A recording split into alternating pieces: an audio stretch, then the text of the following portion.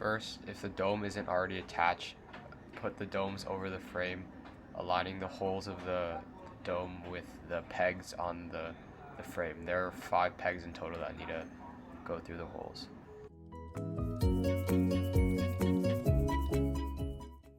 Next, get the shields. There's a bag inside of the box. Get one out and then put the shield over each of the pegs, the same pegs that the dome were attached to, and you make sure they're securely on.